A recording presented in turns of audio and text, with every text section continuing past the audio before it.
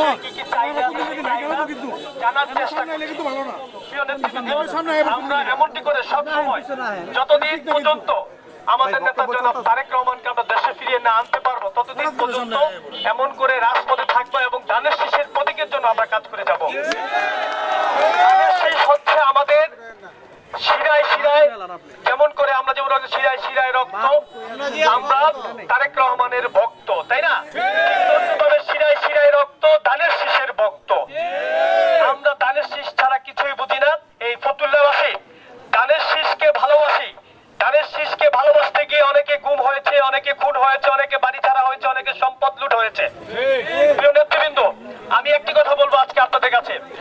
আমার নামটা কি আপনাকে বলতে পারেন? আমি কে? আমি সবার মুখে শুনতে চাই, আমার নামটা কি? আমাকে কি কাউকে পরিচয় করে দিতে হয়? আমি যে ধানের শীষ নিয়ে কাজ করছি, আমাকে কাউকে বলতে হয় আমি মশিউর রহমান রনি।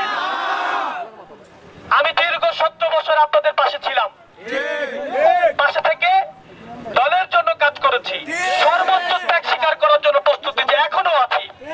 আমার নেতা জনাব তারেক রহমান যদি বলে যে দলের জন্য তোমার সর্বোচ্চ ত্যাগ স্বীকার করতে হবে, আমি সেটা করার জন্য প্রস্তুত আছি। আর কেউ কি প্রস্তুত ছিল? অনেকে এসেছিলেন, অনেকে চলে গিয়েছিলেন, অনেকে আবার এসেছেন, কিন্তু আমরা কি গেছি যাওয়া আসার ভিতরে ছিলাম? আমরা ছিলাম কোথায়? জেলে গিয়েছি, জেল থেকে বেরিয়ে এসে আবার রাজপথে ছিলাম। আমরা কি করেছি? জেলে গিয়েছি, জেল থেকে বেরিয়ে রাজপথে ছিলাম। তাহলে কি করা উচিত এখন আমাদের? যারা রাজপথে থাকবেন, যারা জেল থাকবেন, তারাই রাজনীতি করবেন।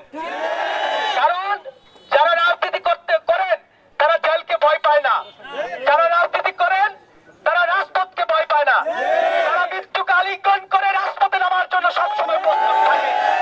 আমাদের নেতা জনাব তারেক রহমানের নির্দেশে আমি মশিউর রহমান রনি সবসময় নিজের জীবন বাজি রেখে জীবন দেওয়ার জন্য প্রস্তুত থেকেছিলাম। আজকে একটি কথা বলতে চাই, আজকেও ধানের শীষের জন্য যদি জীবন দিতে হয় সেটা আমিও দেব, ধানের শীষ নেওয়ার জন্য যদি জীবন দিতে হয় সেটা আমি দেব। তাই আমার পাশে থাকার জন্য আপনাকে সবাইকে উদ্যত আহ্বান জানাচ্ছি এবং ফতুল্লাবাসীকে অনুরোধ করবো ধানের শীষের জন্য প্রস্তুত থাকার জন্য। ধানের শীষ আমরা কাউকে নিতে দেব না, ধানের শীষ আমাদের কাছেই থাকবে, আমরাই ধানের শীষে ভোট দেব।